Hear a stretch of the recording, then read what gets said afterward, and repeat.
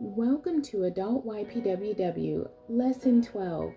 I do not own the rights to this music. Our lesson text is coming out of 1 Samuel chapter 30, verses 18 through 20. Today's topic is Recover All. 1 Samuel chapter 30, verses 18 through 20. And David recovered all that the Amalekites had carried away.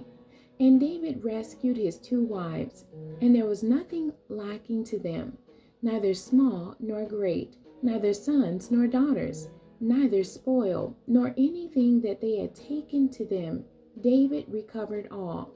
And David took all the flocks and the herds, which they drave before those other cattle, and said, This is David's spoil. The aim of this lesson is to show how you can overcome discouragement by recovering all the enemy has stolen from you.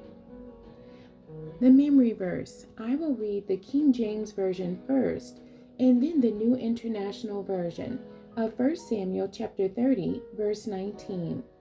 And there was nothing lacking to them, neither small nor great, neither sons nor daughters, neither spoil nor anything that they had taken to them. David recovered all.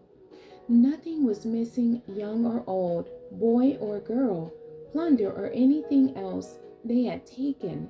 David brought everything back. The introduction says, this brings us to another key word in 1 Samuel chapter 30. God promised in verse 8 that David would without fail recover all. We see the fulfillment of this promise in verses 18 and 19. Verse 18 says, And David recovered all that the Amalekites had carried away. The end of verse 19 says, David recovered all. Here's another thing you can do to overcome discouragement. After you have cried, praised, prayed, pursued, and overtaken, go into recovery. This is a word that is used to describe that stage addicts and hospital patients go through after short-term or long-term treatment. The discussion says, discouragement has this way of knocking you down and knocking you out. It can knock the wind out of you. It can take some time to get your second wind. It can take some time to get back on your feet. It can take some time to resume your normal daily activities. But that's all right. There's a promise found in Mark chapter 16, verse 18. It says, They shall lay hands on the sick and they shall recover. If you are sick with discouragement, have a man or a woman of God lay hands on you. Have a believer lay hands on you. If you have to, lay your hands on yourself. The promise is that you shall recover. The application says, to recover means to return. When you are recovering, you are returning to your old self, your normal self, or your true self. You are getting back to the person you used to be. You are getting back to the person you were meant to be. When you are discouraged, you are not yourself. You do not act like yourself. You act like you're sad, bad, and mad. You act depressed. You act pitiful. You act hopeless and powerless. This is not how you are supposed to act. Once you have prayed and sought the face of God, as David did in our text, you should act differently. You should act like a recovering alcoholic or drug addict. If you know anything about addiction, you know that it robs you of so many things.